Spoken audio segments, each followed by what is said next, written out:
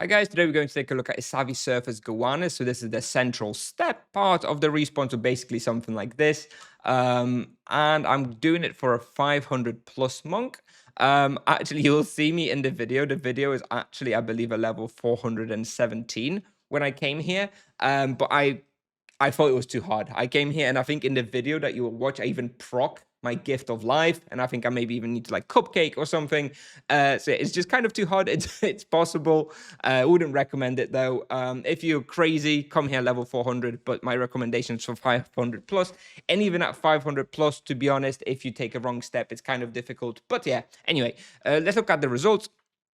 So here, the first two results on the left that I have, those are before I had charms. So about 5.5 KK raw or so without charms. I was able to do with no animus as well. And here on the right-hand side, I have my results once I had charms, which was just a little bit over 6 KK raw per hour. And, I can tell that this place would scale even harder. I think if, I don't have the level yet, but if I came here like level 600, 700, I think this place could easily scale up to like 6.5 KK raw per hour as well. So the results I'm quoting is you'll start at like 5.5 all the way up to like 6.5. With regards to the loot, again, it kind of changes at the start. You're not going to be making very much profit. There's profit here in the first analyzer you can ignore because this was when I had to pop a strawberry cupcake, so the results can be ignored. But you can see here it's like 80k in 15 minutes, just like 300k per hour. But then I was already making bigger profits, once I had the charms and I was a little bit higher level, I was already looking at like 800k per hour. So it gets a little bit better. If I had charms active, like I already said, I had no charms active in those two analyzers, but I did have charms active in this last one there. Overall tier rating, I would give us an 80. I think it's actually pretty good. There's lots of nice bestiaries. It's fairly free. Not many people hunt here these days. Experience is okay. So yeah, I think it's all right. I think it's a little bit underrated maybe these days due to how many nerfs it's seen, but I still think it's pretty good.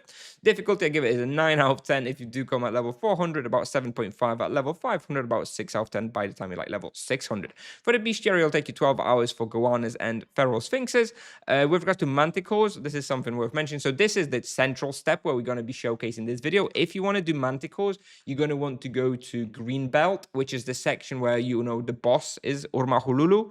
That little section kind of like to the right, kind of to the right of this place. If you go over there, that's the green belt. There's a lot higher density of manticores there. So if you care about the bestiary, you should go there. And yeah, feral sphinxes, also about 12 hours or so. Best to do Goannas and feral sphinxes here. And you're also obviously going to progress a bunch of other stuff randomly, like, clombs, cobras, hyenas, etc., etc. So, requirements, level 500 plus, like I just explained. There's no access quest required. This place can be effectively hunted by basically everything and everyone, maybe except knights. However, I remember when I played the knight, I did a showcase of hunting with a knight as well. But you do have to kind of do this kiting playstyle, which the knight is not great at because you can't exactly box here because they do too much damage. So it's kind of a maybe. It's technically possible, but probably not recommended. Recommended imbuements all standard and no protection imbue necessary, I think, by the time you're like level 500. Obviously, earth or even fire would also work pretty well and be pretty helpful. And recommended weapon type is energy. Supplies per hour when you start is like 1800 ultimate spirit potions, which is why their profit is not so good because you're like chugging ultimates. However, this does go down with levels and then you're going to start making more profits. With regards to charms, I recommend low blow and savage blow combo on the Goannas and then freeze or curse on the feral sphinx and then a freeze overpower or whatever you have on the manticores. In the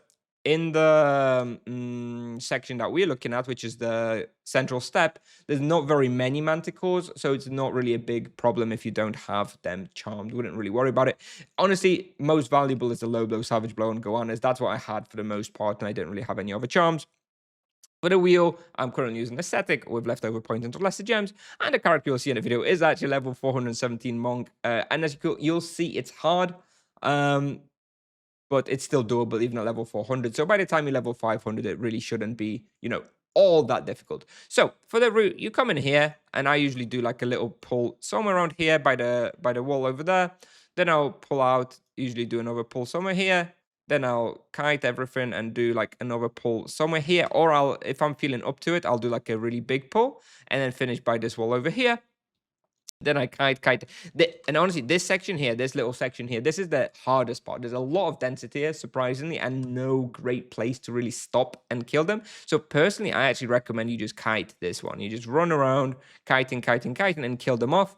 If you want to, you can consider splitting it into two smaller pulls. You can do a little pull over here, and then after that, you can go and maybe do another one over here. But it's kind of risky. I felt it was a little bit risky. So my recommendation would actually be to just do one big kite in here, but it's up to you.